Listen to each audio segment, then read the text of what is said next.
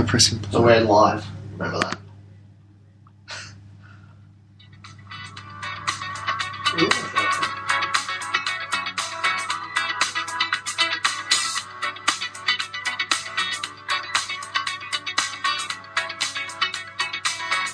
Like the legend of the Phoenix.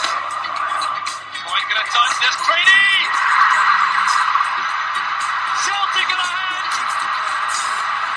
It's Johnny Brady in the 6th minute of the match. Right, that was a lot shorter than we thought. How, and welcome to the very first live episode of the Rhebel Podcast, coming to you from the Balcony of Freedom on this Sunday evening, Cup final day in Scotland, Cup final night in Australia. My name is Prefontaine, and as always, I'm joined by my two co-hosts. Introducing first of all my brother Frank. How are you today? Cheers, Pre. I might get you to get a little bit closer to that microphone because I'm not sure how our sound's going to go tonight. And how Callum? Hey, Pro, how you going? Good. We just because this is the first time we've done this live. We're not 100% certain how this is going to work. But anyway, so we're not doing that in the Balcony of Freedom. No, we're not, are we? No, we're not. We're out in the sticks tonight for the game. Kieran, how you going? Yep. Oh, now I've got Julia as well. Okay. So let's basically tonight we're going to take in callers. If you want to call us in on Skype, our Skype username is Rhebel Podcast, so RHEBELPHODCAST. So just give us a call at Rhebel Podcast, and we'll love to have a chat to you. The two topics or questions we're asking you tonight are what's your favourite cup final memory, and obviously what your prediction is, and we'll have a bit of a chat. We've got a whole heap of guests lined up. Anyway, and obviously you want to tweet us, you can tweet us at Rhebel Podcast, and we'll see how we go. And I think we've actually got our first caller on the line all the way from the Holy City. Are they in Dalmuir, or is that actually... Yeah, Hardgate. It's Hardgate, isn't it? Yeah, That's not really the Holy City. Anyway, family members that we've had on the show before. I think we've got Kieran and we've got Charlie there. Yeah. Hello, Kieran. Hello, Charlie. Can you hear us? Hi guys, we can hear you, yeah. Excellent. So I might get Callum to. I'm just on. Sorry, boys. We're just going to test this out. I can't hear. I can't hear you guys very well. Speak again for us. Okay, can you hear? Yeah, I can. So, how are we this afternoon, or this evening, or this morning? It's going the other way, then I can hardly hear you. How you going? Can you hear us now? Yeah. Okay. What's been what's been going on this morning? Yeah, we had a bit of difficulty getting tickets for the match, but we're sorted now, we're okay. Whereabouts Ready? are you sitting? Main stand. Okay. That's it. What do you get a cup with? Next to the cup. Very good. Keep it safe. So. It was like talking to that. Oh, okay. So, guys, can you hear me from here, or is that all right?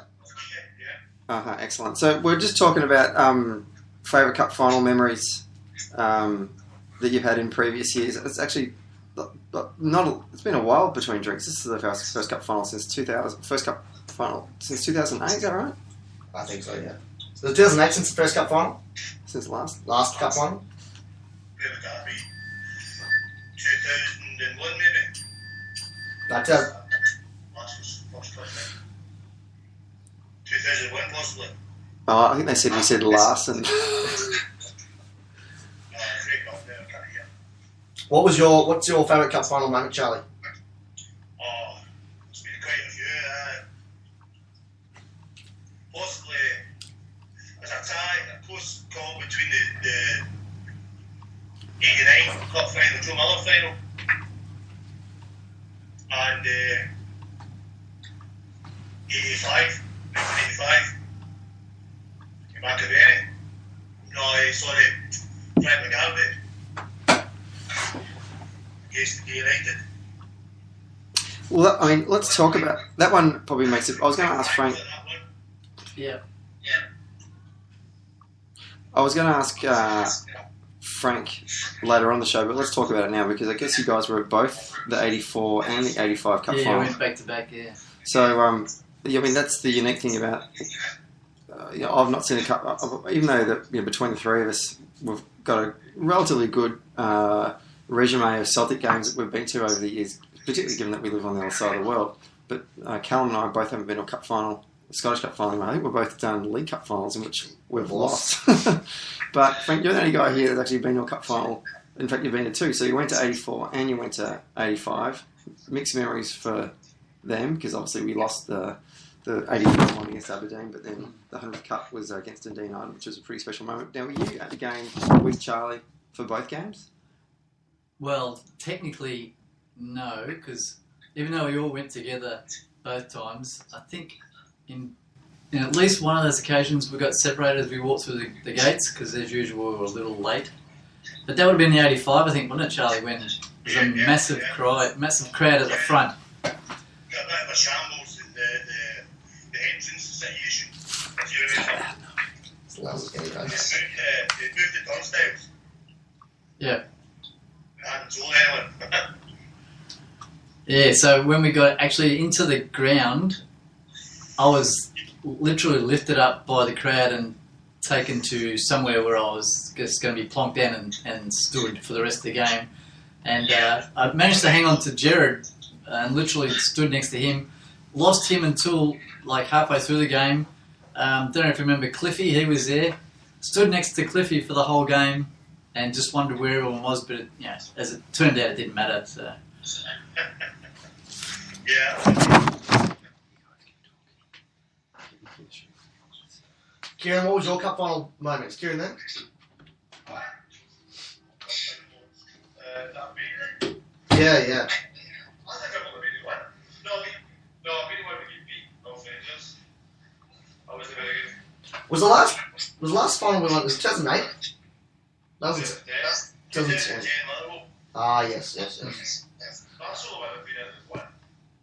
Yeah, the last couple of years. I think it was 2000. Was it the same year? Rangers in the League Cup? Or 2009? Was that when Danny Bay scored? No, I think it was. I know Yeldon scored the winner. Could have been. Likely. So likely. Right, yep. You remember that one? Nah, no. Not at all. Yeah, that's that game. I sat behind the goals for that one, so I was watching the speakers basically. Hamden's such a wonderful place, you know. I hate it. I thought it was called Hoodoo, not Hamden.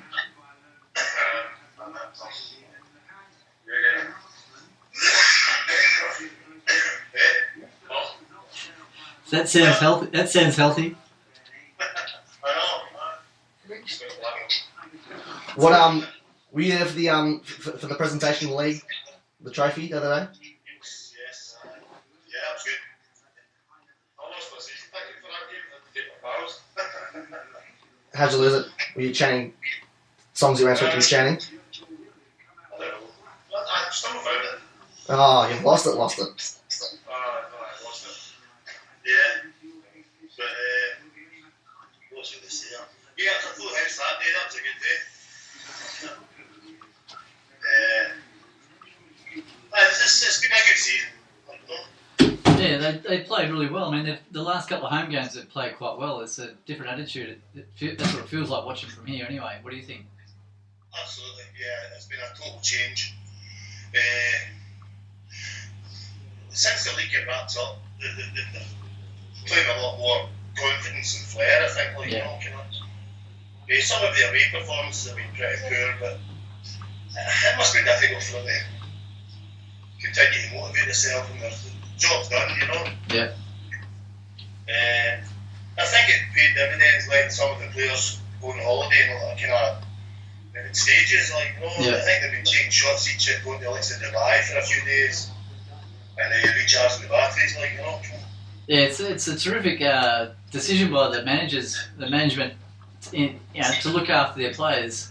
knowing that we've got today's game and knowing that they've literally got to turn around. Some of them are going to play World Cup qualifiers. Some of them, and most of them have to come back and start training fairly soon again. So that's it.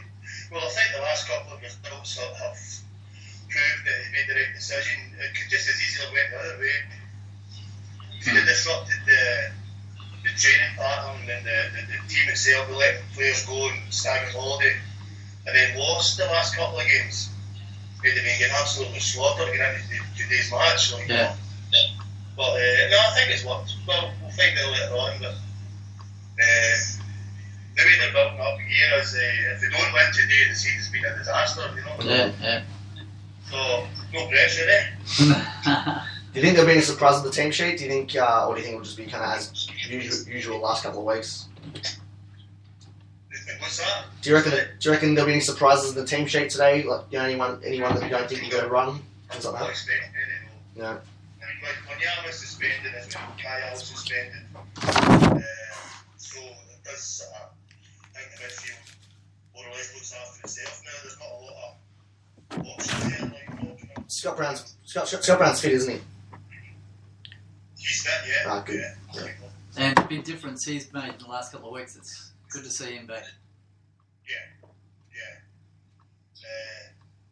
I think this has been his best season yet. Like, he's turned into some sort of, apart from being a great player this season, he's turned into a cult hero, like, Yeah, absolutely. He's seems to have tremendous popularity within the dressing room, doesn't he? Seems to be, yeah. Jesus, as they call him, like, So, any threat today, you think, from the Highbies? Well, the story is that Griffiths is unfit, and really he's more or less the main threat. Yeah. Like, in a way, they're a disappointment if he doesn't play. Yeah. But you can only play against what's good in front of you, so we'll see what happens. But the only thing that bothers any Celtic is the recent record at Hampden. Celtics, I'm talking about. I thought you were going to say the referee. Nah, well, we're used to that, man. Let's go to that, the 6 of them today. Plus Willie Collins' eyes behind his back of his head. Yeah. What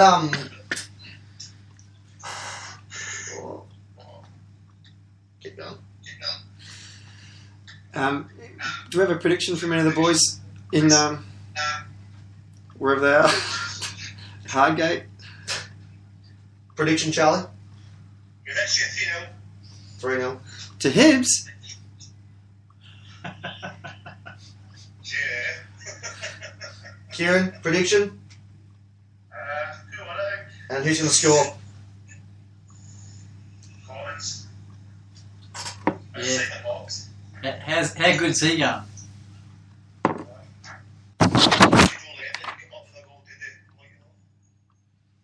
Now, that's the good thing. There's so many options there for goal scorers from Celtic. It's anyone in the midfield could score. Yes, absolutely. Like, maybe apart from Scott Brown. What do you say? Anyone but Scotty Brown. But look out if he does score. He might prove me wrong. What time are you heading off, Charlie? We're leaving here about 41. Okay. Yeah. But we're going up the coach, around the coach from the Dundee. Very good. And then we're going down to a place Callum knows very well. Straight after the match, we're going to the Hart Club in Dumbarton. Ah, yes. Yep. There's your people.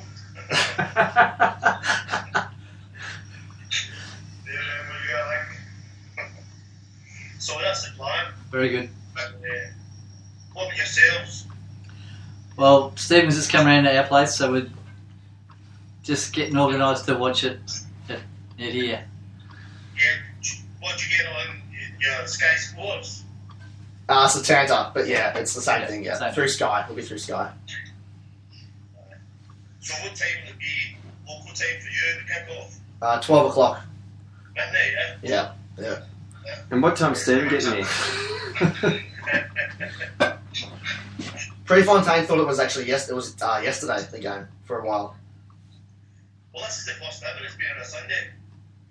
I'm going to actually have to, I'm going to do a public apology when we phone Mum up later, because we always make gags about how Mum's got no concept of, what time is it in Scotland, what time is it in Australia, what time is it in Adelaide, I mean, to illustrate to the listeners out there, we convinced Mum once that when I was living in Adelaide, I think, Frank, you said, don't call Prefontaine because he's half an hour behind and he won't want to know the score already. Quite clever, we were watching it live, but she had no concept whatsoever. So that's the kind of, and Mum bought that, and that's the kind of, mental capacity of dealing with time zones is our mother. So when Mum was telling me that the game was on Sunday, I'm going, Mum, look, and I wasn't being condescending, but I was kind of getting to the point where I was explaining to her, at 11:59 on a Saturday night, Yes. that Saturday, what happens when it gets to midnight? She goes, it's Sunday. She goes, I know that, but I'm telling you, it's actually on Sunday. I go, Mum, look. Anyway, then I found out 3 weeks later, yeah, man, she was right, it is on a Sunday. So I really do apologise to my mum for thinking that she was an idiot. I think that Amos. Apologies accepted then. We'll see how we go. I don't know if she'll lord it over me or she'll be humble. Yeah, apparently there was some Mickey Mouse game on at Wembley today, which obviously made the change in fixture for the Scottish FA Cup. Yeah, I think there must be too many of the SAFA Phodcasts wanting to attend that as well. Yeah. Well, I thought the only reason they actually changed that because to change the time of that game was because we're going to be in both the Champions League game and the Cup final. That's the reason they changed the day for us. Just in case. Yeah. Yeah, well, there's always that, right? Off that. So it took, my maths is not very good, but it took nearly 70 odd years for the Germans to invade Wembley. I made that comment the other day to Keir. Saying, thinking back, they had it all wrong. They did, yeah. A couple of teams that played football. They had more Germans in London than they would ever have thought of. Yeah. Just 150,000 were expected yesterday. And they looked bloody German, didn't they? They did, they looked really German. I didn't know this. What was the final score? 2-1 to Bayern. I would have thought Dortmund would have won. I don't know if you managed to see it. Yeah, it did, it was Yeah, quite it's a good, game. yeah. It was excellent. Yeah. It would have been good if the Germans had a kick share of the Germans a bit more, but it wasn't bad. Not bad, really, man. Rightio. Well, we wish you boys the best of luck today for the game. Yeah. And Same to you guys. Enjoy yourself in the morning when you've been up all day. Yeah. it's going to be shattering on Monday morning for those who work. Yeah, it's going to be a slow one. It's a bank holiday in Scotland tomorrow, isn't it? It is, Lucky you. All right. Well, all the best, boys, and we'll hopefully get a result, and we'll talk to you soon. See ya. Cheers, boys. Well, that was good to hear. Apologies to people out there in live land. I actually nicked out just a second ago to test that it actually was live, and it is. People are hearing us right now, so that's important. And it's relatively clear, but Callum, I think you're going to have to try and find where the actual the audio output is on that. It's there. Computer. Is that where it is? I thought it was in there. No, there it is. No, that's the on-off button. What are you talking about? Brendan, are you there? Okay, Brendan's not there. I think Brendan's going to... Let me call... Julia's calling up, so we'll get that through. Oh, Is it not at the side? no, it's there, man. This is live. This is the great thing about this. I'll put my glasses on to find out where the sound is. Yeah. Let's see if Jules is home. We've got backups if it all turns into a disaster. Can't believe we're relying on our mother to be the backup. Julia? How you doing? Julia? Yeah. Can you hear us?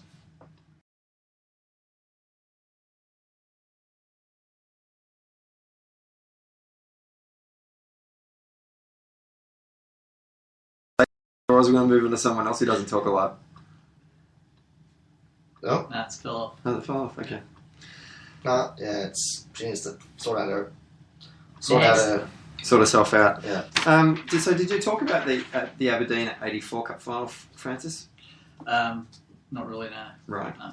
So We were robbed anyway, from memory. Yeah. Big Roy got sent off. But I don't recall. I mean, you've always spoke about the story about you and Jared, our other brother from another mother. Yeah, that's not entirely true. That you guys got separated at the D United Cup final, but the Aberdeen Cup final. What was the build up for that one like? What were you thinking? You excited? Obviously, Cup final and. Yeah, I'm getting confused because the two games are running into each other. But I remember one game we went to in a minibus, and it was like a scene out of Minder. If you can imagine this minibus, it was like a van with two planks running along the side of the back. Yeah. And we sat there and literally bounced our way from the Dundee to Hampden. Right. And it was sing along all the way. It was fantastic. Jules, you there? Sorry, no. Oh, keep going. Yeah, I'm here. Hey, congratulations, Julia. Good effort. Oh, you dropped out again. No, she's I there. just Just- I've been here for like a minute, so I've just been listening to you talking. So, have you got a ticket for today's game? Of course. Excited. And where are you sitting? Behind the goals, but Hampton's such a rubbish stadium. I think it doesn't really matter where you sit, it's going to be a terrible view, so. That seems to be the theme of people going to Hampton today. I thought, given your status in Scottish society, that you would be in the director's box or something. Well, obviously I had the offer, but I turned it down to sit with kind of, plebs of society. With so, the people, with the working class people of Glasgow. Yeah, or the plebs. Do you say plebs there? We do say plebs. But Well, we you dressed say down. it like plebs, not like you say it. Are we all excited for the game? Yeah. pretty tired. What's up with you? Don't sound very enthusiastic. It's Super. Scottish Cup We're final. super excited. We're emotionally and physically fatigued from trying to work out how to do this live podcast. It's thrown us off completely. It's made for very uninspiring listening, I think, because normally we're not our normal fast-pacey, abusive to each other's self. And we're all kind of look at each other going, you say something. No, you say something. You know what happens when you aim too high? Yeah, we got cocky. Bloody oath. And we may have fucked it up, but that's okay. So, Julia, what's your favourite cup final moment? Memory. Do you have one? I don't know. I know my worst cup final. I was thinking about that today. Okay, what's that one? Do you remember the season where we lost the game at Motherwell and then we had to go and play the Scottish Cup final the next weekend and we knew it was going to be Martin O'Neill's last game and it was raining and it was just a miserable day and we were kind of like, oh yeah, we've won the cup, but no one really cared because we lost the league the last time. Mm-hmm. That was pretty grim. And it's raining today, so that's why I was thinking about that earlier this morning. It's not good to have a Scottish Cup final when it's raining. Or in Hampden. Or Hampden is just poor. But shutting Hampden for a year. To do what with it? Commonwealth Games, is it? Yeah, it would be. Yeah, because they're doing something with the pitch or something like that, so they're going to shut it for a whole year, so that'll be quite good. But where are Queen's Park Rangers going to play? They'll play indoor like normal. Jules, we were actually trying to remember when was the last time we were in a cup final? 2010. Was it 2010? Was it? Yeah. And it rained a lot, didn't I it? missed that bit. And we went. We worked Well, that out. We established that. Didn't we? Yeah. Already are. Get with the program. 4 games, I said. Poor game. I suppose any cup final where you're playing Rangers and you beat them, that's always quite special. Now I don't think we've beat the Huns in a cup final since 1989. I'm going to guess. Joe Miller. Me too. Huh? What do you say? We've not beat Rangers in a cup final since 1989. Yeah. Really? Yeah. Surely that's not right. Yeah. Was there not one where Aidan McGeady got a penalty in like an extra time and Dan O'Dea got his header? That was a league cup final. That was the League Cup final. That was that Diddy Cup. Okay. No, you don't. Yeah, don't. That's right. Like, I know that there was a Scottish Cup final when that prick Loverkrantz or whatever his name was scored like in the. It was either an extra time or it was in the 90th minute. What? When we lost the Huns, we lost 2-1 or 3-2, and Peter Lovenkrantz, or his name was, scored like on the the last kick of the day. Can't remember. I don't remember those dates. That's good. Yeah. Oh, we watched it here, and Susan Gallagher was over, Oh, okay. and it was just.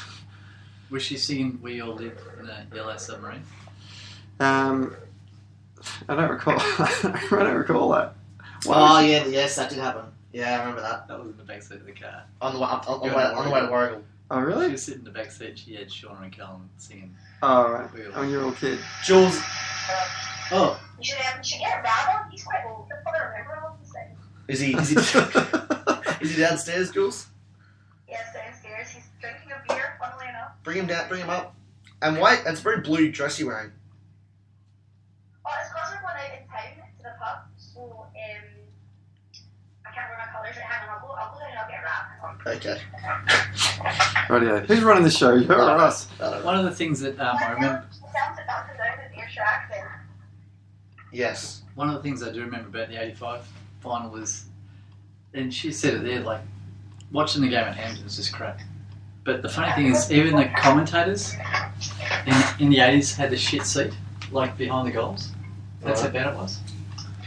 Well, I spent all this money, updating it, and now it's just terrible. And now we've got Rab. Welcome to the Rhebel Podcast, Rab. Congratulations, Rab. You're our third guest we've ever had on the show, on a live show. You doing alright? Very well. I haven't seen you since Philadelphia. Yeah, well, it was a good old trip. Enjoyed it. Good track. It was good crack. Are you in a more positive mood today than you were that day? You were complaining about the heat, and you complained about the beer, and you complained about Peter Lawwell. Huh? I like the cold. I don't like that too much of that heat thing. So I heard yesterday Scotland had its one day of summer. Is that correct? Oh, it was awesome. You should have seen it. Glasgow was mad. It was 15 degrees and everyone was in shorts. It took about an hour to get out of Glasgow on the motorway because everyone decided they need to get to the country. Glasgow. Did you all head down to Helensburgh? No, we headed to Butte, Beaut. which is, That's an island, isn't it? yeah, it's an island. Right.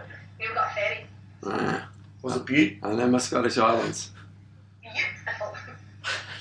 Very good. So, Rab, we were talking about favourite cup final memories. What's your favourite cup final memory? Post-war. I suppose if I'm honest, it goes back to my young and wild days. It would be the Riot Cup final 1980. Getting in there with bottles of cans of lager stuffed in front of your pants and bottles of pomade, cheap champagne, getting in there. Dusty old Hampden, 90 degrees, beating the Huns in the last minute, and a good old riot. Well, things are later on, these are memories that are very, very difficult to cast out of your mind, especially you're 17, think you're a gangster, So I suppose that was it. Frank up there. Well, that actually made the news in Australia, that cup final. So that was not for the big news. football either. It wasn't a football now, but in actual fact, it wasn't a bad game of football, to be perfectly honest with you. Somebody played quite well, and actually stood that other ball, But yeah, I suppose it sticks out. Apart from my first cup final, which was in 72, sorry. That's my very first cup final. That's my cup final. We lost 2-1, but yeah. Did you jump that game? The cup, the 1980 cup final. Did you jump the fence and get charged down by police or on the horses? I was that soldier, yes. We were. Yeah, like I say, we were 17-year-olds. You think you could fight the world, So it was, it was pretty wild. Strange day. And when you rocked up to the stadium and you had all those cans of lager down your pants, did the guy say, "Is that a can of lager in your pants, or are you just happy to see me?" No, I've never had that problem, to be perfectly honest with you, You've never had that problem. So it was part of the fun of getting past them without actually being caught. So yeah, plus I was underage. Are you guys confident about today? And we what? Confident. Yeah. Why not? Supposedly Lee Griffiths is a doubtful. Yeah, and so's their McPake, their captain as well. He's had a good season. Yeah, he's out, and he's had a great season. He'll be in this. Are you But, right? what? And what's your tip, Rab? What's your tip for today? I think we'll 1-2-1, to be honest with you. I think Hibs will be up for it. They don't want to go. I don't think they'll be. Last season in their head, they lost 5-1. I don't want to take another spike it. So I think it'll be a tight game. I think we'll shade it, but it's not going to be easy. I can assure you that. So it'll be a tight game. And We'll be up for it. who do you think's going to score for us? Chris Collins. To be honest with you, I'm I'm not going to predict the scores. I knew who's going to score within the bookies now rather than talk to you boys in Australia. Jules, who do you reckon is going to score then? I don't know. I think it's either going to be like what Rab said. We're either going to edge it, or Celtic will outplay the way that Celtic can play. I think we could win this 5 or 6 0. I mean, the last couple of games, did you guys get to watch the game up at Dundee United? We were awesome. We played really, really well. And that's the last couple of games that we really can turn things on. I don't know what kind of team Lennon's going to play. I think that might be because I was thinking about it, and you always want Hooper. Hooper and Stokes have got such a good partnership. You want Samaras here. You can't drop him. You want Collins obviously. He's in great form. And James Forrest, when he's on his ball, he's a great player. There's not room for all of them. Go for it. Hope Brian scores. We'll have to score again for him. And We've got my mum as well here. Let's get the whole family on the podcast. Yeah, my mum is a very upper English middle class, and she was sitting there wearing her pearls for John Lewis cup of tea, shaking her head as her boyfriend spoke about the 1980 Rivals Cup final. I get the feeling we might have a falling out later on about it. That'll be worth it. so is that where your stupid accent comes from, Jules? Yeah, it's a hybrid accent. Yeah, it's a hybrid accent. What do you think the score's going to be? I will talk about our predictions later. I have no idea. But 3-0. we want you to tell us what the score is and who scores, because we're a day behind, so we can go down to the bookies before in the game. Well, you're on the right day. That was all Prefontaine, that one. Yeah, no, you didn't do very well. So do we know if your do we know if your partner in crime is up yet? Sean, no, cousin Sean went to Corinthian last night, and God knows if he did all against us. So was Sean was it like the player? What wasn't the player of the year award? What was it? What was the end of season party at Surrey Park or? They have like a function at the end of every season, and they just call it the end of season party, and I guess they're like 50 quid, and you all go and get suited and boosted and drink at Celtic Park. But I really know Sean will make it to the cup final. So, Well, we have. me and Callum and Sean have an iMessage thread, and I'm not really sure what goes on most of the time. It just seems to involve us sending each other pictures of ourselves and telling each other that we look awesome. Well, We got quite a few Sean last night. Well, the three messages Sean sent us last night was cocktails, hurry up, this is to you, hurry up and get here, folks. We've got 2 cracking booze and champagne is about to arrive, and then Sean is causing it. Well, yeah, so God knows where cousin Sean is. We should try and... I phoned him about 10 times this morning and sung the Samaras song to his voicemail. Can you tell us the Samurai song? Do you know? Can you sing it for... No, we haven't heard it. They were singing it. It was non-stop at Dundee United. It's like, oh, Sammy, Sammy, looks like a gazelle, and like the lovely Cheryl, he uses L'Oreal. He's definitely worth it. His hair's so long and fine. Georgia, Samaras, Celtic number 9. Oh, Sammy, Sammy, Sammy, he looks like a gazelle. And also, Jules, are you going to speak to your mum and teach her how to clap the Celtic Symphony?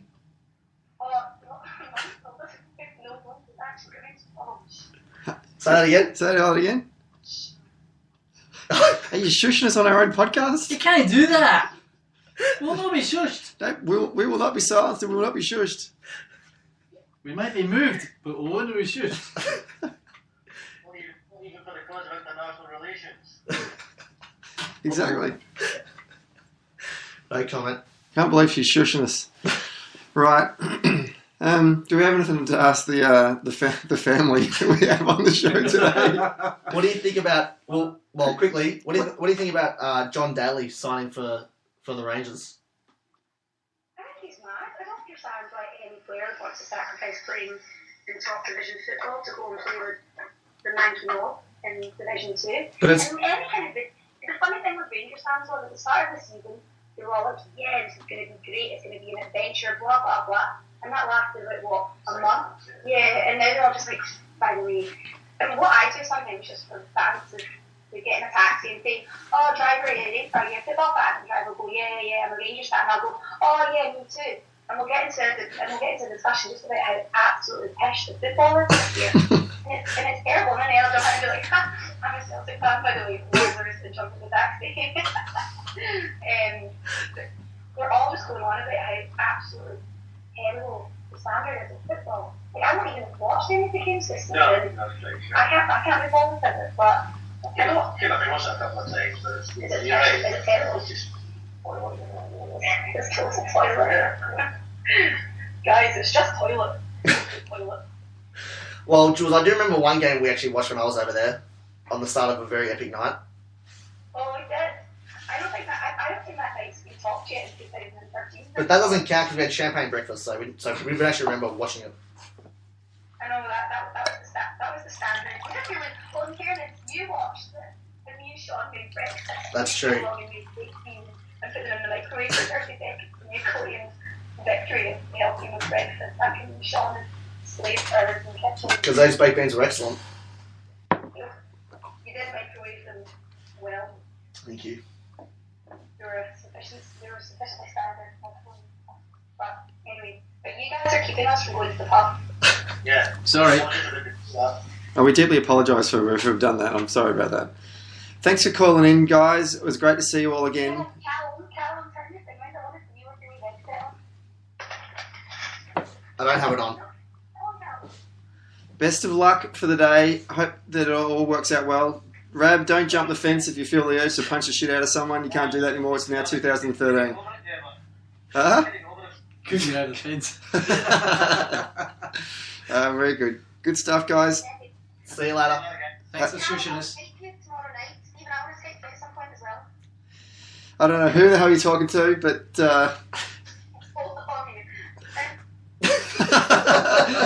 that's how you fix it. Hang on. Cut it off. It's like John Payne. That's what you...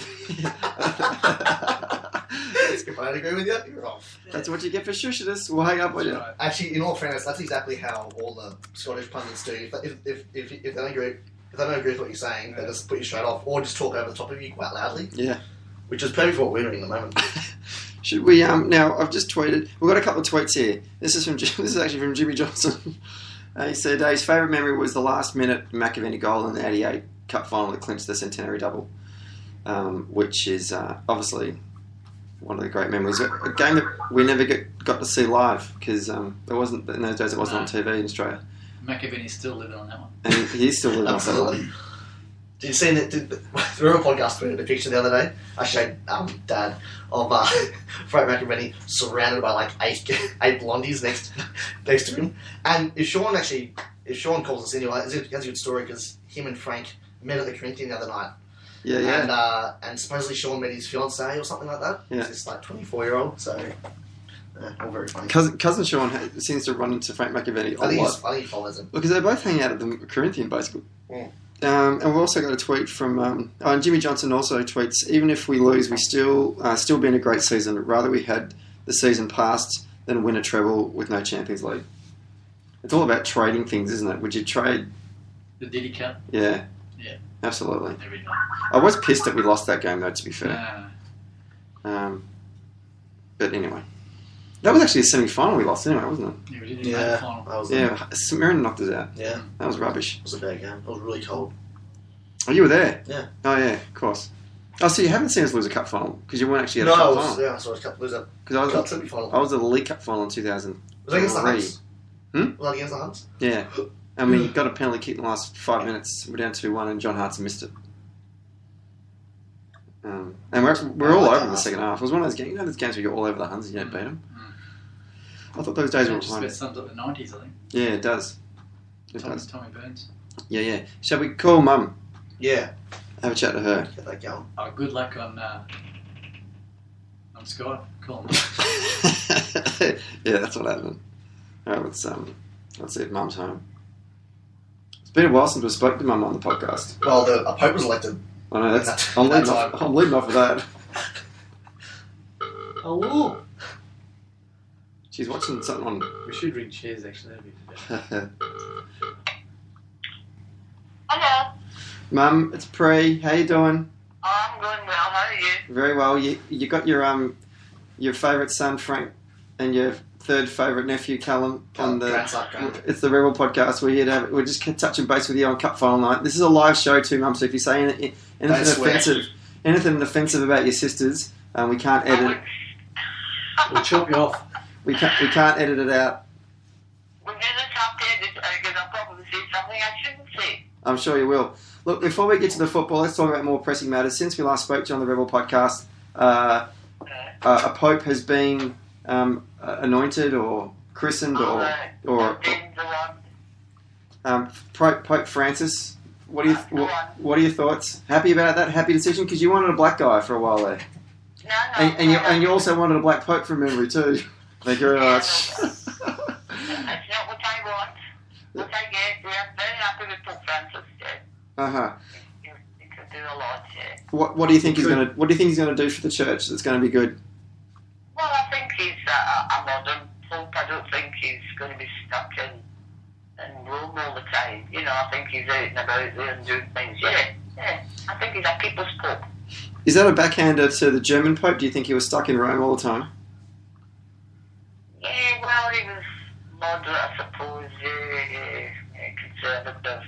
I think this pope's different. Yeah. But you're really excited, Grant, because finally the Pope is named after one of your sons. What was that? Say it again. I said, Callum said that you're really excited about this pope because he's chosen the name of one of your sons. Well, that's right. That's very good. Francis is a very good name for him. That's very good. Yeah. So if you follow St. Francis of Assisi and all that, he's humble. He thinks about the poor and yeah, I think it'd be very good. I'm quite happy with the choice. And are you also impressed that he just got regular seats behind the goals for today's game instead of taking up his spot in the director's box at Hampden? That's right. Well, that's right. I mean, he travels public transport and he's not staying in the Vatican. I mean, that's very good. Yeah. I think even Pope Francis wouldn't be mad enough to catch public transport in Scotland, though. Well, maybe not. I suppose true. Maybe not. I wouldn't be caught dead catching that bus to Mount Florida. The 68. Was it 68? Was it 68 or 63? Now, Mum, obviously, because it's cup final. I was 67. Because it's cup final, we're talking about our favourite cup final moments, and I'm just wondering. If you got a favourite cup final moment? No, because we never saw a lot of cup finals. Come on. I know that's true. It was always difficult, but I did want to raise one particular cup final, which is the 1975 cup final, Celtic versus Airdrie, and you were pregnant with me. Yeah, and who won that? Celtic won 3-1. Do you remember that? Yeah, I couldn't even remember that. I remember it like it was yesterday. Yeah, well, you can't remember. You weren't even born then. Well, I just think it's funny You that... weren't born. No, I wasn't. I wasn't born at all. I just... You got the vibe, though. I got the vibe. I just want to make the point that why did you let Dad travel around the other side of the world when that was May, June, July? So you were 7 months. You were 7 months pregnant with hang on, I'm still shush, Mum, shush. I'm still talking. I'm doing the lead in here. You were 7 months pregnant. I was a pretty heavy baby from memory. I was like 9 or 10 stone or whatever you do in those days. 9 pounds. 9 pounds. That's a fat bastard. And you let Dad go. Now, in a modern woman would not let that happen. If you were to say that any woman, any right-minded woman today, you're 7 months pregnant, I'm off to the football the other side of the world, they'd divorce you. So why did you let Dad do that? I mean... Because he never had been over there since we came here. And you've got to remember, he didn't see a lot of Celtic, And when we used to go to the cup finals around that time, we used to go up to our friends and watch the English cup final, and you had to wait for half time to score. That's true. From Celtic. So, I mean, that was as close as we got. And then you used to have to wait for Monday morning to get the score in the paper. So, I mean, why wouldn't I let him do that? He was quite happy to do that. Especially when he went via South Africa and he left around about 3 months before. So how the hell did he know we were going to be in the final? And I know it's good to presume, but... Well, that's what he did. He probably presumed that he wanted to go back and see Scotland, etc. And he only went to South Africa for a stop in his road back. So don't exaggerate.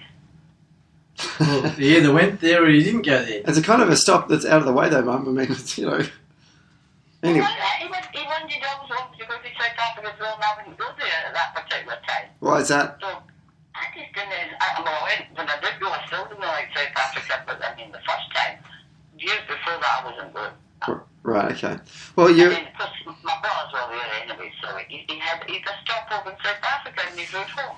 That's what he did. So I think the moral I is. was a very good, understanding wife to let him do that, and I wasn't I. You're right. That's exactly. You summed it up beautifully, Mum. That's exactly what I was going to say. You were a very understanding woman. If only more women were like you today, Well, that's very true. then a lot more of us would be getting to football matches. Well, I mean, when we took to sit through the English Cup final to just get the score at half time, you know, the Celtic score, I mean, that was pathetic, and you think that, wasn't it? It is. Anyway, how times have changed, right enough. How times have changed. Now, Yeah. tell me your prediction for tonight's game. What do you think? Well, first of all, are you staying up for it? It's at midnight, so it's a bit past your bedtime. I'll stay up, of course I'll stay up. Are you watching it on your own, or is any Margaret coming around? No, she'll not come over. She wants to play tennis. Beer Finish would up have and watched it. Right, but, not to be. Right. So what do you think the score is going to be? Oh, well, Hibs is quite a good side too, aren't they, now, you know?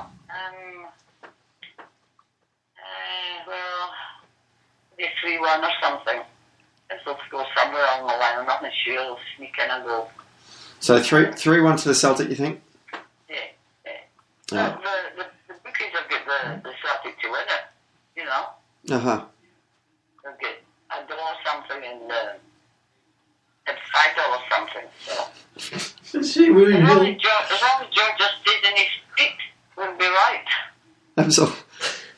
Gorgeous. And that's exactly what Neil Lennon will be saying to him in the trade rooms beforehand. Hey, that's Georgie, just stay on your feet. That's him. Well, you know, Analysis we've done so far on sometimes he this just gets pulled podcast. down unfairly. Other times he just falls down, and then the arms go up, you know, and he's looking at the ref, you know, where are you? I need a free kick, you know. Does it all the time, every time. I mean, he's a good player, that's what he does.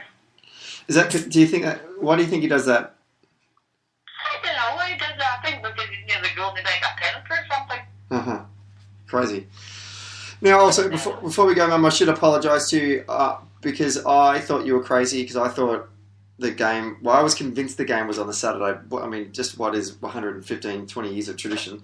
But I was wrong and you were right, so I am sorry because I thought you were, going through your cocaine stage again and... No, I thought, it was Saturday night, 3 o'clock there, 12 o'clock here, blah, blah. It's very annoying it wasn't on last night, Anyway, well, I'm sorry. Yeah, well, apology accepted. Oh, lovely. All right, Mum. Okay, well, I'll ring you at half time. Yeah, you'll have a chat then. Who's going to make the toasted ham cheese tomato sandwiches for us, though? Well, just I've got all in for myself. Oh, but you have. And I was bringing the cheese with me too. This had been last night. I had the cheese bullet and everything all ready to come. Oh well. Next time. Damn. So it couldn't be helped but Thea. She was annoyed too because she was going to come. Oh. Anyway. Well, say hi to Anthea. I will. Okay then. All right, cheers, Mum. Alright, Tara, good luck tonight. Thank you. How, bye. Bye. Radio. Good old Mum. We probably should do some analysis of the game. At some stage, yeah. How long are we going for? 48 minutes. Yeah. 40 minutes of absolute rubbish. Yeah. Probably analysis soon. We're never doing a live podcast again. I want to talk about celebrating the 25th of May. How did you celebrate, Frank, the 25th of May yesterday? Anything particular? No, it was pretty quiet. Didn't do one little thing? No, not really. No. Okay. Callum? No. Really? I tweeted. You tweeted? Yeah. Well, that's good. I caught the 67 tram. To the wrong destination. Turned out I didn't need to catch that tram. Yeah, that's good. Should've Should have caught the 3A. I also chose to drive at 67 kilometres an hour everywhere I went. Even in the fast lane on the freeway, really pissed people off. Yeah, that's exactly what people do. Anyway, I think we've got someone else calling. I think it's Gary Boy, who is Somerset, Tim. Gary, how you doing? Hello, mate. Sorry about that in the school. I know you tried to phone me 10 minutes ago there. No, thanks for taking my call. No worries. We literally have no idea what we're doing with this live podcast. We don't know if anyone out there can actually hear us or what's going on. But we're just it's trial and error at the moment. But we're glad you called in and good to hear your dulcet tones. Thanks for everything. Yeah. No, cheers. No, see, you mentioned about everyone. What's your favourite cup final moment? Well, mine's has to be the season we won the treble against Hibs. I do have Scottish Cup memories. There's two in particular. The one was in 1997 when we beat Old Co 2-0 when Marky Mackay headed the first goal and then Paul Di Canio scored the penalty. Yep. Although I wasn't at the game, but that was a time when I started following Celtic properly, you know, and I was quite young then. And I just remember it being a time where, when I think it was like, must have been like a year or so, we've never beaten them, you know, and that was like a rare occasion. And I remember the Celtic team did a huddle at the end of the game rather than before. You know, usually we do it before kick-off, but this time we did it afterwards. And that was a special night. Yeah, although we couldn't stop them. I was in 9 or that season, but that was one memory. The other one, I went to see the game against Dunfermline in the treble season. We drew 2 each. East End Park. It was that bloody Barry Nicholson scoring the last minute equaliser, and my memories of that game was it was like the film. There's a film called Just Another Saturday, and this was exactly that, just another Saturday. On the way to the game, and myself and the old man, we had a bite to eat before we walked back to the stadium, and out of nowhere, this wee Ned went right up to my dad and went, "Want a Mickey?" You know, waving his biscuit at my dad, and was like, "No, you're all right, son," you know, and just carried on. We just burst out laughing about it afterwards. So you think of East End Park, you just think of that wee Ned, you know, his biscuit. I'm just picking up on that first game you were talking about, the Malky Mackay game. I remember watching that with my brother Frank here. I don't know if you remember that game, Frank, but because the Huns had really had, it was in those years when the Huns just tended to have the wood over us. But that game in particular, we kind of changed I remember Tommy Burns finally sort of changed the shape for the team that went out. And that first goal that Malky Mackay scored came from a corner, I think. But Malky stood on Andy Gorham before the kick was taken.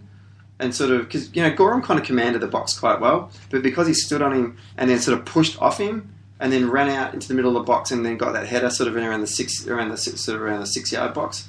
And so Gorham, he kind of took Gorham out of the play and then still scored the goal. It was actually, and you could see Gorham was cracking the shits because he did foul him in a way, but it was, you know, it's fair enough. It was fair contact, but it was.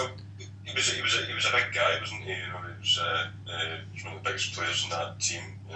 So that was his head on. Yeah, you could tell that I think they thought about that at the training ground because it was as if he was marking Gorham, you know, even though we were the attacking team. It was kind of strange.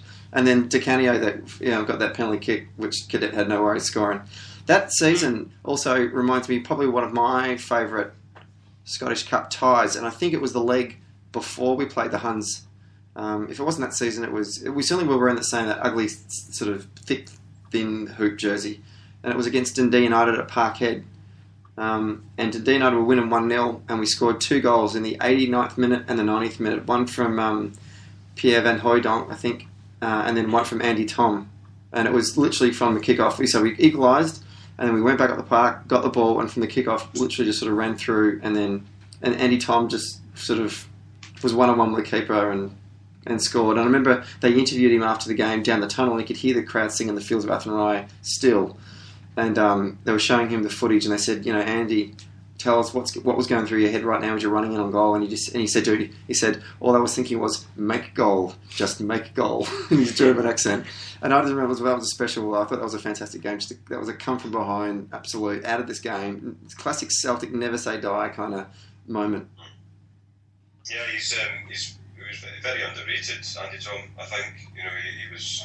Everybody knows his goal at the big house, in 1985. But he had his moments, as a player. And what about for tonight, or today, I should say? What's your prediction? Well, I guess the guys you spoke about it on the other podcast, Arlo, but for our listeners, I don't know if they're any different. But what's your thoughts on today's match now that it's only hours away? Yeah, my prediction still stands. It's going to be very tight, and I think we'll win 2-1. Well, I don't think it'll be extra. Well, actually, we may win 2-1, but extra time. That might occur. And I think if Forrest is playing, I think he'll get one of the 2 goals, and Stokes as well. That's my prediction really. It's I'm not caring really what formation Lynn's going to play, but just all be winning that game. Yeah. What are your thoughts on Hampden recently with the team's performance there? Is it a hoodoo, or is it a mental thing that they're just not getting up for these semi-finals or thinking that they're going to be able to knock teams off, or is it fatigue from playing in Europe when we seem to be having these games at Hampden, or what's going on in their head? Why don't they seem to have such a great track record when they play at the National Stadium? Well, that's a good question. I noticed, they're not one for performances at every time we play at Hampden.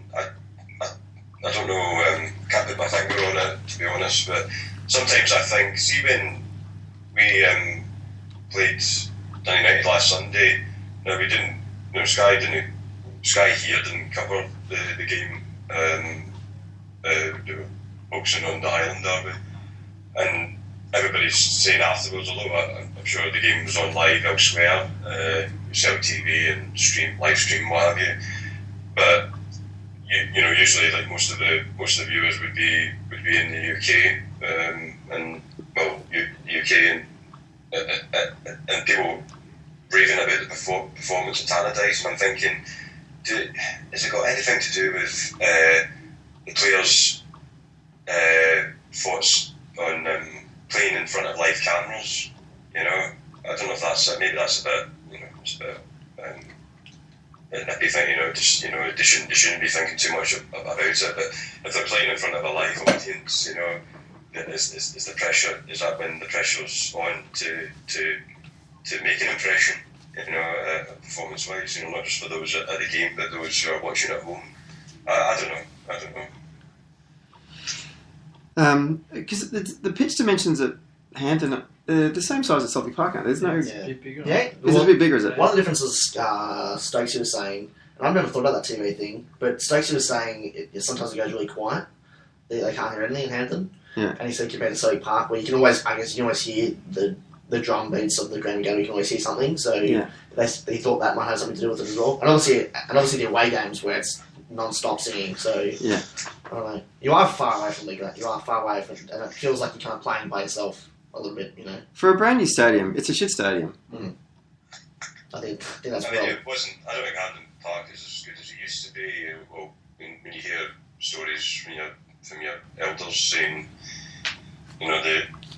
the number of people going to the ground, the 6-figure mark. It's like, well, they talk about it as if it was just it's nothing, but you look back on it and you think, bloody hell. Like the biggest crowd my dad went to was the '73 Cup final, although we lost to the Huns. He said it was like 122,000 people were at the game, and it's just another stadium for me. I've not got really a strong opinion on the ground. I can understand why people are critical of Hampden. One way to fix that is get a result today. The other thing I'm worried about in the back of my head is that, and I know it's a bit of a media story, but the fact is that Hibs have gone a long time without winning this trophy. Well, Pat Fallon wrote today that it would be good for the whole of Scotland, as in the country, not just football, if Hibs won today. I don't know where he gets that from. Yeah, well, I guess he's just trying to get He's Irish. How would he know? Jesus. Well, I would say another thing I was going to ask you, Gary, but would the whole media about well, if Sony don't win this game, will that really affect our seasons means nothing? Do you reckon that will affect the players at all, or yeah? I don't think so. No. No doubt. Most people, the so-called neutral will be shooting for the Hypebees to win. It's not just because of being the underdog, but obviously, when was it Geronimo was surrendered to the US and the whole war was going on, that's when the last time that's when they cup. Everybody will cheer for them. Like I said the other day, there'll be mixed emotions for me because my granddad will be dancing in high heavens if they pull this one off and lift the cup. I'll be pleased for the Hibs support if it happens. But that being said, I just hope we win the double. I'm a Celtic man first. It'd be a nice way to cap off what it's been a pretty good season. Just before we wrap up, Gary, where were you? Were you watching the game today? I'll be watching it at the Foresters Arms in Bristol, home of the Bristol Celtic Supporters Club. Anybody's listening who lives nearby, it's on 94 Ashley Down Road. It'll be a good day as well. A few jars, obviously, being a bank holiday tomorrow as well. Hang on, I'll just put that into my iPhone. How do I get there?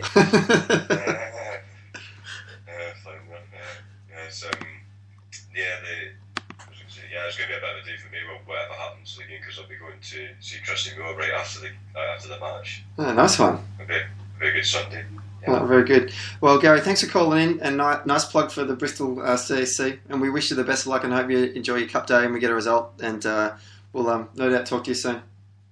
Same to you, lads. Cheers, bye. We've got a couple of tweets from one from Tony Anderson, who said he was at the 85 Cup final and the one where we lost as well. So, Frankie boy, there's one person that was in this same stadium 2 years in a row, and he said he got in for nothing. Did you pay? I did pay, but I didn't need a ticket. Which kind of, I guess that that's been the moral of that's our code, our family code now from now on to any event. Why bother get your ticket? Because at some point you'll be able to get it anyway. I mean, this is like a strange story, but I couldn't imagine I couldn't believe now still that. But the MCG, which is, I guess, that's our national stadium like Camden, but it's much better and bigger.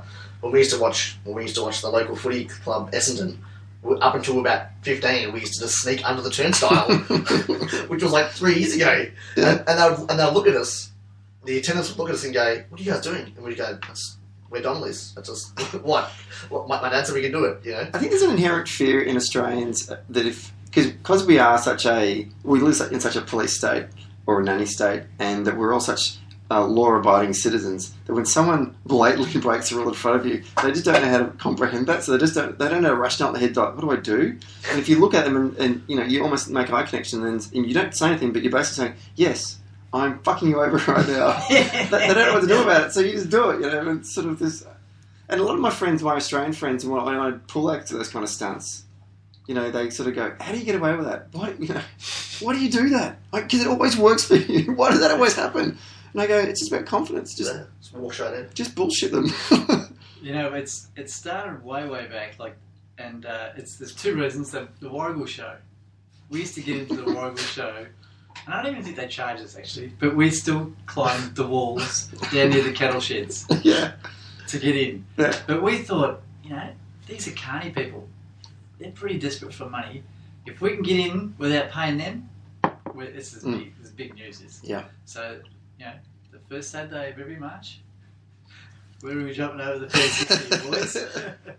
Or even when we went to, when Sean came and visited Australia, we all went down with Pre and my sister to the wineries in Melbourne. But before that, we went to Hillsville Sanctuary, and the Hillsville Sanctuary is like a poor man's zoo. Like it's got 3 things in it. It's got like couple of kangaroos, kangaroo, like an echidna, and like a lizard. Like that's all it's got in it. And that is it. and they were going to charge us. It was like $40 for an adult. Yeah. Like, so 4 adults, and I was a concession, like, still $50. Like, it was ridiculous. So we just went, we're not doing that. So we just literally walked straight past the attendant, and that was it. 6 of us. We went to that. It was like $240 if we all went in together. You know, it was just outrageous. We had the Sunday at the zoo. Yeah. And Yeah. people were queuing up with their rescues, and the line was way back. You know, that's the other thing we don't like is lines. Yeah, I'm not going to get a queue. So we literally walked around the other side of the ticket box where there was no queue and walked in. Yeah. But because the people in the box were focused on the line, Yeah. I think I walked in 3 times because I had to go back to the car to get more food. Yeah. That is the ultimate of cockiness.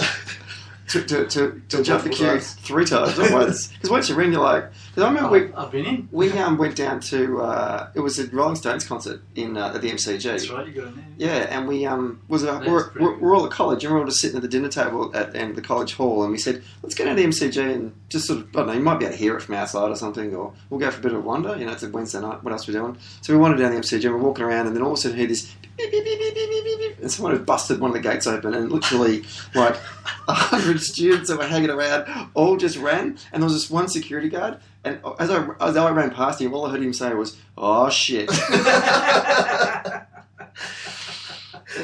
kind of reminds you of you know in Titanic.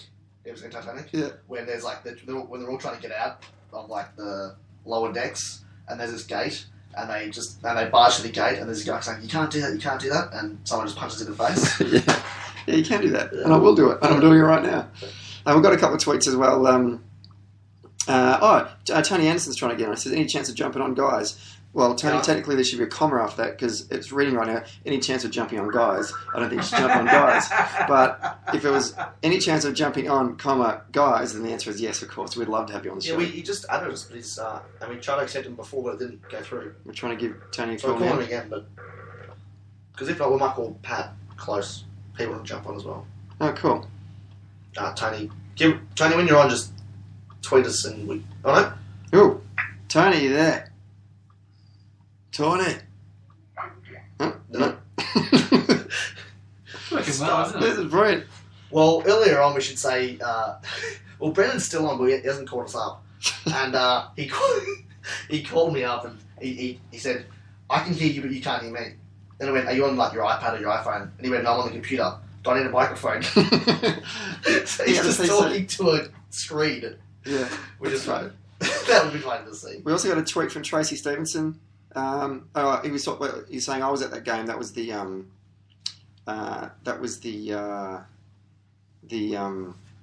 Dundee United game. He says I was at that game. Absolutely brilliant, and just had a feeling even at 1-0 down we'd win it. Amazing season. I think cousin Sean just tried to call me on Skype. He is dying. I know that. Oh, here we go. Let's see. Well, it wouldn't be worth talking. Jeez. Yeah, let's give this a go. Cousin... How's this going to work? Cousin Sean. No? Almost had him. That's why radio stations have producers I know. and IT men I know. and technical directors. They get a big pat in the back every Friday afternoon. Let's just... Ooh. Let's try... Dad, what's your favourite cup final moment? Do we ever talked about yours yet? Yeah, I think so. Yeah. Haven't we? Dundee United. Has to be. See if cousin Sean answers this. Cousin Sean. Oh, ooh, it's a bit quiet. I can't seem to get this louder. Can you hear me? He's put me on hold. Right. One of the highlights about that Dundee United game was, as I was saying before, the commentators used to have their position in the ground in the 80s was behind the Celtic end. How bizarre is that? Really? They were even further away from the crowd because Billy McNeil came into the box halfway through the second half, and all the Celtic supporters seen him. And instead of watching the game, they turned around and started cheering King Billy. Yeah. Do they have a roof over their head? No, it was like a box, like it was one of those, those boxes you see at the union sites. Yeah. Lunch shed. Yeah. It was a lunch shed. Yeah. on top of like 4 sticks. Safety. Oh, it's terrible. Now, I think we've got Sean here, but I don't know if he can hear us very well. Sean, can you hear us? You'll have to talk a bit louder though, because the boys in our studio, In the booth. in our booth, we can't hear you very well. So just throw your voice, Sean. Throw your voice. Yeah, I don't think that's going to be loud. You should. You want to FaceTime? Yeah, let's try that. Think off that. Sean, Callum's going to try and FaceTime you. He doesn't sound good. No, he sounds really like he's been out till 7 The this last morning. thing he got wants 2 to hours. throw right now is his voice. Yeah. You got 2 hours. Try your voice, Sean. While we're waiting for that to happen, don't forget you can, if you want to call us in, call in. Our username on Skype is Rhebel Phodcast, RHEBELPHODCAST, and you can tweet us at Rhebel Phodcast as well. What do you think is what's the worst Celtic home jersey that we've ever had? Do you think? I'm going to test your memory there, Frank. If you can think of you think back in the 80s. Home basically. jersey, yeah, they had those crappy like jagged line, green line ones. Yeah. They were really bad. Yeah. Do you remember the People's Ford one? Yeah, that was bad, wasn't it? And it had that sort of this shit all over the side. What's Yeah. the worst away jersey that we've ever had? There's not a good away jersey. Well, I guess that begs the question: you say, what's actually been the best? What's the good ones that we've had? Because they've all been shit. Recently, they've had a couple of good ones with the black ones. The Bumblebee one was The cool. black ones not bad. Because Hibs wear green and obviously we're wearing black. See, I would have wore the 125 Yeah, I don't jersey. know why they didn't. Yeah, I don't know why they didn't do that. Maybe there was so much white. Maybe that was a reason. Because Hibs' away jersey's white. No, maybe because they got white sleeves. I don't know. But if they're going to wear their home jersey. They're wearing the home Oh, jersey. that's bullshit. Yeah. Is that for real? I'm pretty sure that. Because the 2003 Cup final when we won the treble, we wore our away jersey, they wore their away jersey. Oh, okay. Well, maybe they are. Well, I do know that we are definitely wearing a black It jersey. sucks massive cock if we're going to wear our away jersey when we're a better team. Can you say that? Yeah, I can say whatever I like. You can say whatever you like. You can say whatever you like too. Right. Especially when we're talking to people from Scotland, because we can say things like IRA, like quite freely. Yeah, we can. Yeah. IRA. There you go. There's no 7-second rule here, is there? No, there's no second set. Oh, Tony Anderson. Stand by for Tony Anderson. Tony. Here we go. Hey, how you doing?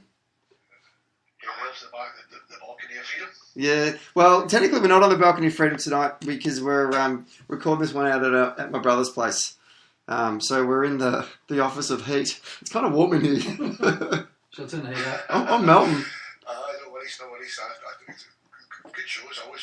Anyway, We are a little bit nervous about having a live show because it enables people like yourself to actually tell us and everyone else what you think about us. And we fear that it might not be positive because we kind of give shit to a lot of people and, Especially Phil McGill, but he deserves it. and now we're being held to account. So anyway, we hope you're a friend of the podcast as opposed to a foe. no, definitely a friend. Definitely a friend. Like I said in that wee tweet there, my first ever cup final was 1984. Right, we played the Sheep, and I actually got a ticket on the day of the game. It's still a bus station. I went up and we got beat 2-1. I went to the following against Dundee United, and basically BT scored. Like an old man in front of me. This is what just terracing. Just keep the faith, right? And like David Robin, pink linen, and Mr. McGaffrey got one in the 88th minute. But that was 2 cup finals in a trot. One no so good, one a good one. So, and have you been to excuse me? Have you been to any cup finals since then? No. Point of contention. I'm a season ticket holder. It's actually went to I went to the semi-final and I went to the game against Arbroath. But because I got my cup final, I got my Scottish Cup tickets online with my client code. I had a wee debate with a nice lady at Celtic Park. It didn't register, so I missed out in the ballot. I'm a season ticket holder, so I've been spitting feathers for weeks. Yeah. So, Tony, tell us where are you? Are you in Scotland or are you where are you located? I'm in Scotland. Oh, fantastic! So, what's your plans for the day? Where are you going to watch the game? I'm night going to the pub or watching it in the house.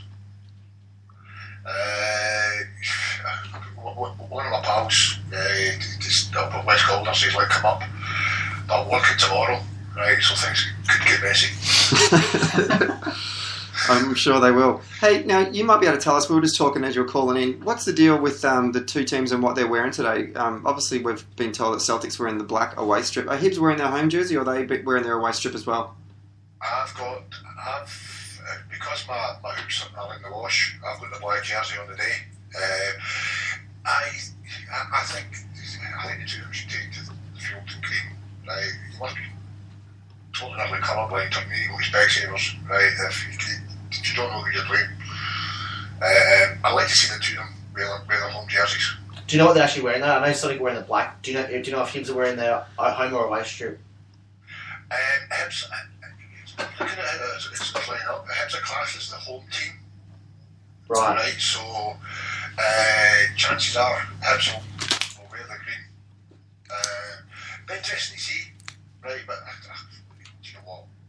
If we wear green and white, we'll still destroy them. That's true. What do you think the score's going to be today? See, leading up to it, right, the past few weeks and stuff like that, like, I was actually kind of worried, right, but see, I wake up today, no, I've actually broke into Lee Griffiths' house, like, set his alarm clock, right, so he's going to miss the game, right, so that's the only danger that Hibs provide. See, apart from that, nah, Bruni's back. So, score? And goal scorers. It's a jump off the Ladbroke site at Betfred, Maribor. I reckon it's going to be 4-1. 4-1. I like the sound of that. Yeah, that sounds about right. Is Lee Griffiths the ugliest player in the SBL right now?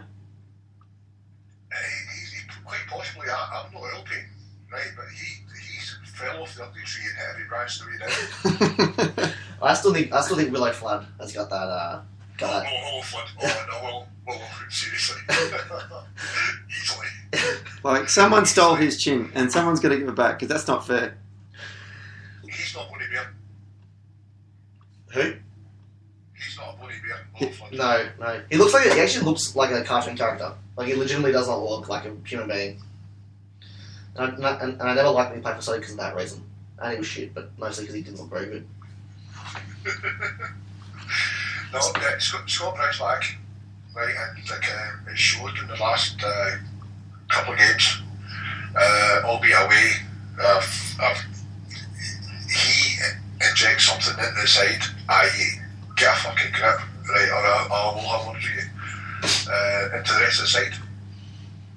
Yeah, that is true, and that is the official injection that he does inject into the side. Get a fucking grip, which I think we need every now and then, because sometimes those boys that are not from the Kingdom of Scotland tend to, I think they can go missing when things are against them, and a player like Scott Brown's the kind of guy that needs to sort of just have a quiet word in their ear when I guess their ticker goes missing a bit. And Brownie's, I'm glad that Brownie's back at the right time of the season for us to hopefully get the double. I'm not saying it's in the bag. It depends. It honestly depends on what Celtic side tips up today, right? But for the past couple of games, I think we're going to see a show today. Yeah. This season gone by, are you happy as a Celtic supporter with how things have turned out in the park and off the park? I'm a 40-year-old, right? I follow Celtic, right? Since I've been this season, I've watched the greatest game of my life against Barcelona. Right, now we were discussing games you went to. I was at the 4H game in the Coleman Road at Ibrox. That was a memorable game, right, for loads of reasons. I was surrounded with loads of Huns. I was 14-year-old. But the Barcelona game, I actually turned around, right, to a person I've been playing for loads of years, right, and I actually turned around and said, I will never ever see a game like this again. What was it that made that game so special, do you think? See, when Tony Watt scored, it was Mm-hmm. Right? We were under the cosh, like, didn't get me wrong here, right? I'm watching it. Barcelona, right, can ping the ball about for fun. Right? They can ping the ball about for fun, and they can pass any team in the planet off the park. When Tony Watt scored that goal, I was like, oh my god, 2-0 against Barcelona. I mean, this is a team, right, like, phenomenal. I think leading up to it, the Green Brigade tifo was phenomenal, right? Everybody had the wee plastic bag, right, to hold up. And then as you're looking at it and seeing the Champions League music and stuff like that, I thought, oh, this is special, this is special. And I think if Barcelona had been that night and actually beat us, it was still ultra special, right? But I don't think I'll ever see another game like that.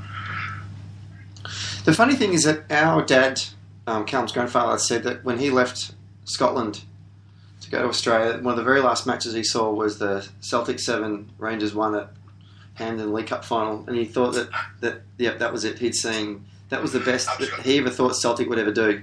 And obviously, 10 years later, in the heat of Lisbon.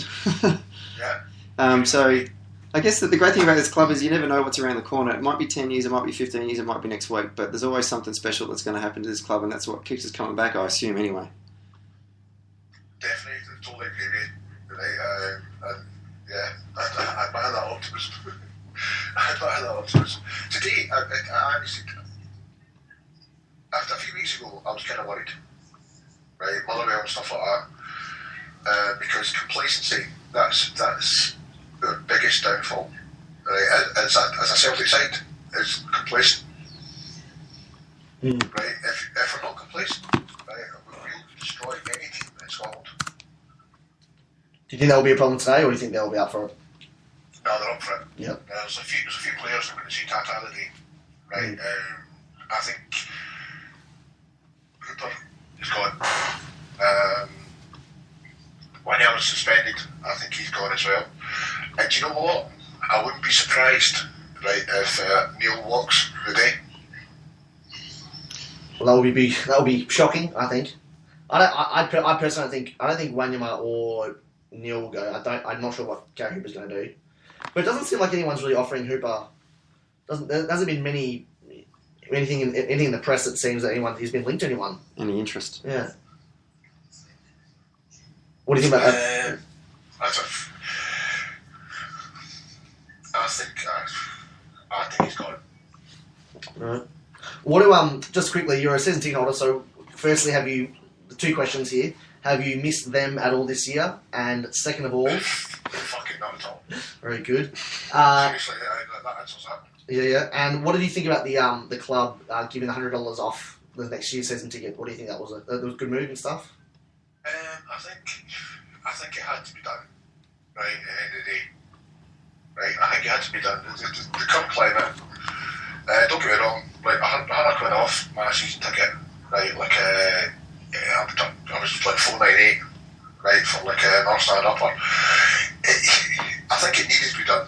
Mm-hmm. I don't disregard fucking mainstream media. Right, we're struggling for a fucking fan base because that's just shite. Right, like we'll still get like 40,000 plus. Right, every game. So ignore what the fucking the Scottish fucking mainstream are. Yeah, and they're going to be started on it. And it seems to be their obsession with attendances as well. Let's just see. Seriously, we're going to have jelly and ice cream again. Right? they bastards have lost again. They've got lost again. Seriously, it's the gift that keeps on giving. It is indeed. Seriously, what do I want for Christmas? I want Glasgow Rangers Football Club. Right, because you know what? When it comes my birthday in February, I'll get another gift. And you know what? When the season starts again, I'll get another gift. Yeah.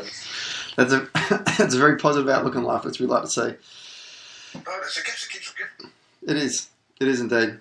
Tony, it's been great chatting to you. We hope you enjoy your cup final day, and we all hope you get the result that we're all after. Thanks for calling in, and we'll talk to you soon. How all the best, Tony. Fantastic. So I think we're kind of wrapping up now. Unless we get Pat on the phone. Well, yep. Let's try and call Pat one more time. Pat, I think actually is down at the for any Melburnians listen to the game or listen to the show and you want to go down to watch the game, you should go down to the Pine on Punt on Punt Road in Windsor, because the Jockstein boys are down there watching the game tonight. Pat Close is a good friend of ours and is also the one of the guys that runs the Half the World Away podcast. Which is normally on a Friday night live. Normally on a Friday night and go live, but it's a hell of a lot better organised than this one. But we're just trying to get Paddy on the phone now if we can. If not, I think no. That's not happening. I think the last couple of guys have kind of hit on the head when they've said you'll constantly get the media saying, well, guys like Graham Spears saying, well, Sodiq are missing them and all across Red Ascot and all those type of programs they say real Sodiq supporters don't miss them. Well, there's a guy that's just he's a season ticket holder, he's paid up member, and has quite definitively said he doesn't miss them. And the reason is, and one of the important reasons is because of the games like the Barcelona game, where you just don't get that level of kind of sheer enjoyment in a game, as well as we had. There's a video of the Barcelona fans on YouTube, and it's been viewed a number of times. It's like a 10-minute video of them filming from walking into the stadium during the game, walk on, all that type of stuff. After we've scored, they've actually started filming it. Yeah. And after the game, there's one row of security, not an entire bay, which it is for against the Huns. Yep. And people are literally swapping scarves and moving. There's a couple of security guards that are trying to get the crowd to move on when people are just trying to swap scarves and things. And what a positive kind of atmosphere that would have been for everyone involved, including the Barcelona fans singing "Walk On" at the start of the game. Yeah. So that's pretty special, and that's how football should be. And it's all good. It's all well and good having rivalries, but it's much better to go. And something that Australia has a lot more, because we don't have any designated seating for anyone. You can sit next to anyone. You can wear your colours on the train. So I think for people in Scotland, it was a bit of a difference for them as well to go to a game and not want to kill each other. Yeah. Which is probably nicer for them. Yeah. I just I've got something to admit now, and I think the listeners all just discovered that I worked out that for the whole show, your mic's been off. Are you kidding? Oh no, they can hear it. I can hear it, but it's not been that loud. That mic there's been picking it up. But I was wondering, going, why? It's not as. I've been hot. My arm's really sore. Yeah, you've been holding a microphone that's been off.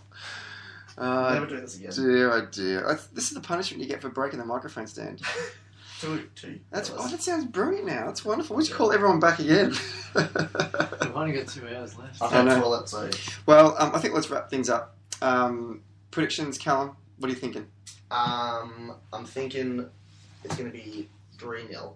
And Chris Commons 1, Joe Dudley 1, Stokesy 1. Right. Gary Hooper misses. Uh-huh. An easy one. Frankie boy? Yeah, I'm going to go. I'm actually a bit shocked with the last caller. Yeah. Saying Neil's going to walk. I don't think that's going to happen. Yeah, so that's before that I was going to say 5. Right. Yeah. Nice. I went on the Half the World Away show on Friday night, and I said that we were going to win 5-0. Is Dixie Dean's playing? I said it was going to be like Dixie Dean's final, and I want to reassess that. 6-0 now. Right. Who's going to do the handstand triple jump? It's Ambrose. Yeah. He'll follow scoring from his head. Yeah. Oh yeah, he'll score 3. Okay. Nice. His third somersault will be in Bay 13, halfway up. Yeah. Which is a fair way away from the actual stands. That's a big somersault. I think 6-0. I think we'll be up 2-0 in the first 10 minutes. Hibs will sort of have that period just before halftime where they come back into it, and the second half will just it'll be a railroad. Like there will be blood on the field. But like our game today when I played. Exactly. Yeah. It's going to be. For listeners out there, 1-1, and then we won 6-1. Oh, did you? Yeah. Thank you to everyone who has called in tonight and made our first live show memorable. Even though we couldn't hear you. Thank you for Prefontaine for not turning Callum's microphone off. That's really bad. Wow. I apologise. And by the way, before you close up, we're going to play my opening I made. Indeed. But I'll just do it through that. We'll do. Yeah, yep. Thanks. So thanks to I don't know. This is probably our last show, I think, for the season. Yeah. Yeah. Yeah. Let's quit while we're behind. So thanks to Frank for coming on the show this year. This season. I've enjoyed it. It's been a lot of fun. Callum, as always, thank you for coming on the show. Good stuff. Thanks to everyone that's listened. Thanks for coming on the show. Thank you for coming on the show. Me, briefly And that other too. bloke you keep talking about. What time's Stephen coming around to watch the game A tonight? little bit later. Okay. He's always like He's always late. What a wanker. We don't Very really like him. good looking guy though. Good looking guy. Some would say he's gay. Nothing wrong with that. No. And thank you to Mum for being a good sport throughout the year. how good is Mum? Pope Watch. How good is Mum? The best part of the whole segment. Pope show, Watch. Pope Watch. Absolutely. I actually thought she said the Pope was wrapped up in wool, but she said Rome. Have you noticed that Mum never ever says a disparaging word about any of the popes? No. I was trying to get her to walk her down that path to say something bad about Pope Benedict, but no. She's a loyal Catholic, Very humble. faithful through and through. And thanks to everyone else who's listened to the show. That's what the church is based on, really. Thank you to everyone else who's listened to the show throughout the year. We do appreciate your support. We hope you all enjoy your cup final day wherever you are across the world. I'm going to play 2 songs for you as well. And we're going to play 2 songs for you on the way out. How, all the best, and Chocky Allah.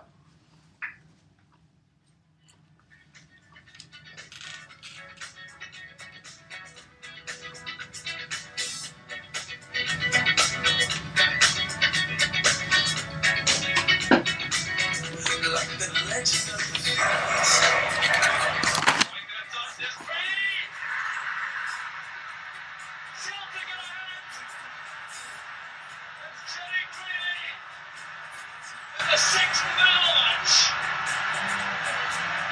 It's the perfect start for Celtic. Brady gets his 10th goal this season, but he owes this to Tommy Coyne. Because that good headbutt, allowing Brady to get down a little bit and leave Woods below nothing. The shot stopped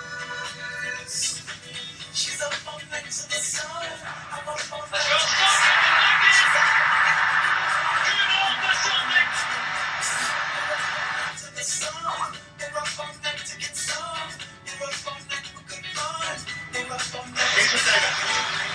Neil, very congratulations. After all you've been through, how does that feel? That's a good feeling, and more than anything for the players and the supporters that earned it.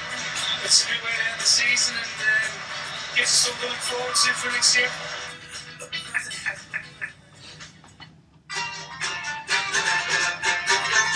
You can sing off whatever you want.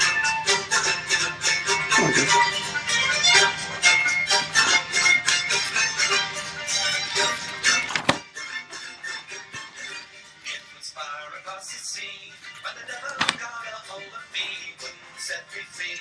So he kept me so for ransom. Na na na na na na na na na na na na na na na. I'm a sailor man from Glasgow town that roamed this world around and found he's in the thing that I had found, and now big days of wandering. Na na na na na na na na na.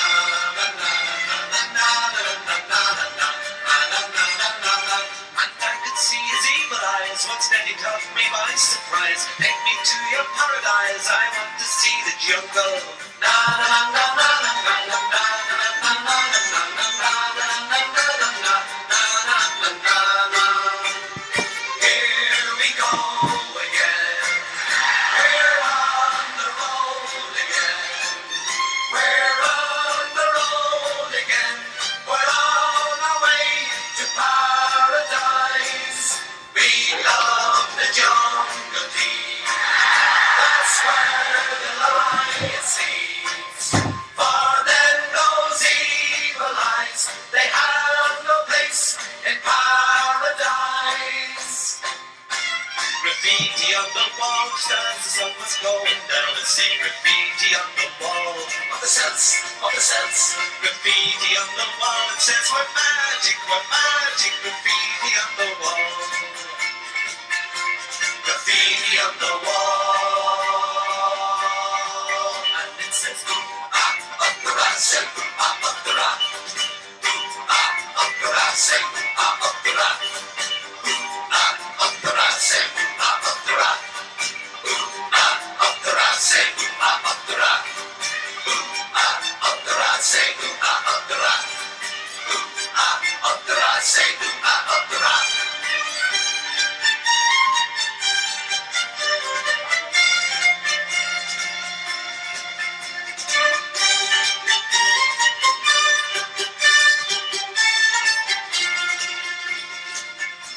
and to each jungle deep. For the paradise that we did seek was no trip for the weak. There once met the natives. La la la la la la la la la la la la. From the Amazon to Borneo, from Africa to Tokyo, to the darkest jungles of the world, but nowhere could I lose them. La la la la la la la la.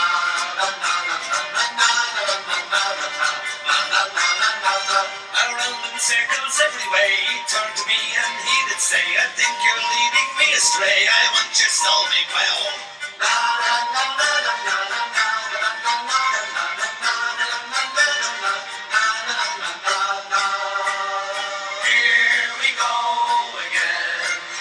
We're on the road again. We're on the road again. We're on our way to paradise. We love the jungle deep. That's where the lion sleeps. For then those evil eyes, they have no place in paradise. Graffiti on the wall, just as the sun was going down, and see graffiti on the wall. What the sense of the sense? Graffiti on the wall, it says we're magic, graffiti on the wall. Graffiti on the wall. It says ooh ah up the right, say ooh ah up the right. Ooh ah up the right, say ooh ah up the right. Ooh ah up the right, say ooh ah up the right. Ooh ah up the right, say ooh ah up the right. Ooh ah up the right, say ooh ah up the right. Ooh ah up the right, say ooh